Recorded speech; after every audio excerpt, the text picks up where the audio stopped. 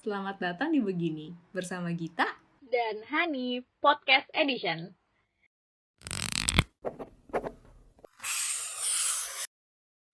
Kali ini kita mau ngobrol tentang nasionalisme milenial anti korupsi. Nah, awalnya kita harus tahu dulu nih, korupsi itu apa sih?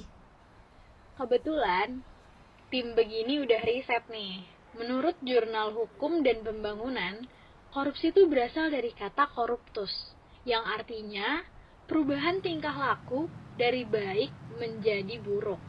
Tapi kalau menurut KBBI nih Han, korupsi adalah penyelewangan atau penyalahgunaan uang negara, perusahaan, dan sebagainya untuk keuntungan pribadi atau orang lain. Ada juga korupsi waktu, yaitu penggunaan waktu kerja untuk urusan pribadi. Kalau menurut lo sendiri tapi gimana Han? Korupsi ya? Menurut gue, korupsi tuh bohong sih. Wah, gimana tuh? Ketika lo memanfaatkan posisi lo atau keadaan sekitar nih, atau kelemahan dalam sistem gitu lah, untuk berbuat nggak jujur ya demi keuntungan lo sendiri. Tapi kalau menurut gue nih Han, singkatnya korupsi itu kita bisa bilang hal-hal yang dilakuin sama orang-orang yang mau cepet aja.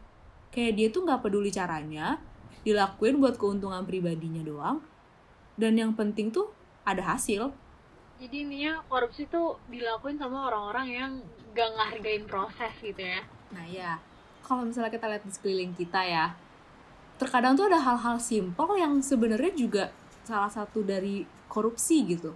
Kayak kalau misalnya kita pikirin nyontek, motong orang marisan, nyelak, telat datang kelas, gitu kan udah termasuk korupsi nggak sih?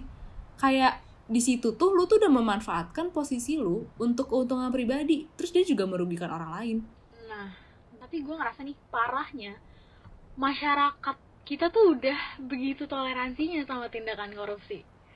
Kayak contoh nih, tadi lu bilang kan, telat. Rapat mestinya jam 7 teng. Kita ngaret nih 15 menit. Itu sama aja kayak mentolerir atau memberi kemewahan sama orang-orang yang terlambat, ya nggak sih? Poinnya tuh gini, sebenarnya lo bukan cuma melakukan korupsi ketika lo yang melakukan tindakan itu sendiri, tapi ketika lo yang membiarkan lingkungan lo untuk melakukan hal yang sama.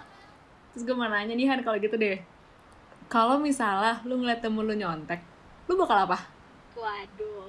Waduh, gimana ya, ngebiarin juga salah gue, tapi kalau dibocorin ntar gue dibilangnya caper, nggak solid. Tapi kan Han, kalau di situ tuh lu posisinya juga dirugiin. Kayak lu tuh udah berjuang gitu loh, nggak tidur semalaman buat belajar pelajarannya. Tapi nilai dia yang nyontek malah lebih bagus daripada lu. Jadi lu bakal biarin aja gitu kalau ada liat orang nyontek? Seharusnya gitu, ini tuh nggak sulit nggak sih? Kalau misalnya lo ditanya nih, apa yang harus lo lakuin ketika lo lihat temen lo nyontek, in teori lo pasti langsung tahu dong lo harus ngapain. Kayak lo harus laporin ke guru lah, atau lo harus kasih tahu temen lo yang bener tuh kayak gimana. Tapi masalahnya tuh kita takut, karena menurut gue nih ya, society yang membuat kita bertindak kayak gitu. Society yang membuat orang-orang yang nyontek tuh berpikir bahwa yang penting tuh nilai bagus, cara dapetinnya tuh nggak penting. Bahkan ya, kadang-kadang tuh lu suka pamer gak sih kalau misalnya lo habis nyontek nggak ketahuan lo gitu, kayak dengan rasa bangga gitu, kayak gitu. Jujur aja suka ada yang kayak gitu loh. Oke. Tapi dari situ kita bisa lihat ya, kalau society kita itu sudah sangat mentolerir mencontek satu sama lain. Iya, bener banget. Jadi kalau misalnya nih ya, ada temen lu yang nyontek, baiknya sebenarnya lo kasih tahu sih bahwa sebenarnya orang yang dirugikan dari tindakan mencontek itu adalah pelakunya sendiri. Oke, dapat nilai A dari hasil nyontek, terasa membanggakan di awal. Tapi kan itu di atas transkrip doang. In real life, percuma kalau kita nggak dapet ilmu apa-apa. Dan kalau misalnya dia nanya nih, emang gue menyalahgunakan apa di situ?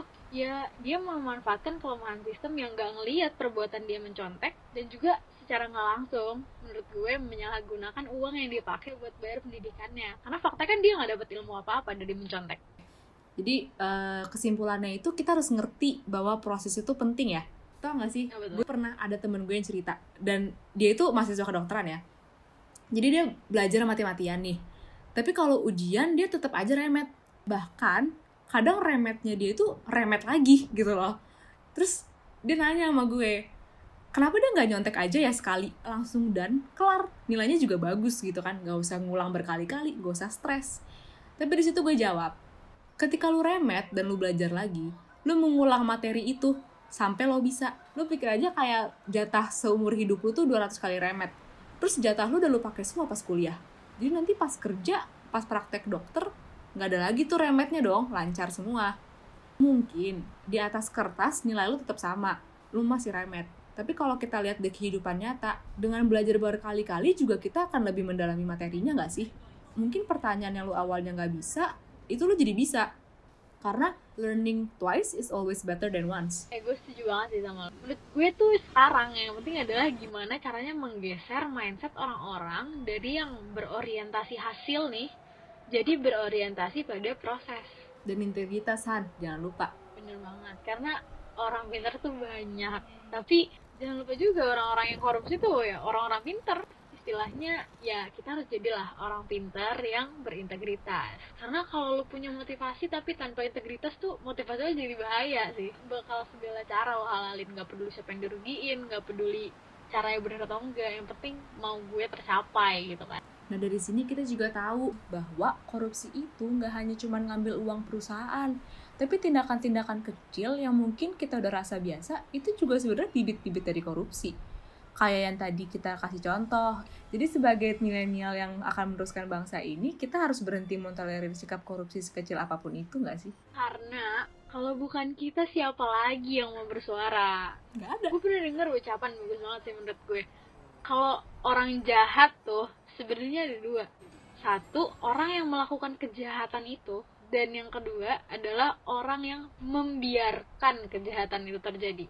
Jadi guys, ayo kita lakukan kontribusi kita dalam melawan korupsi. Jangan dari mana-mana, dimulai dari diri kita sendiri. Kita harus jadilah milenial yang pintar dan berintegritas ya. Yoi. Cukup sampai ini aja. Terima kasih telah mendengarkan ocehan kami. Salam Popang Poni. Cakep. Salam kangen dari begini. Jangan lupa like IGTV kami ya. Makasih. Jangan lupa like. Makasih. Stay safe semuanya.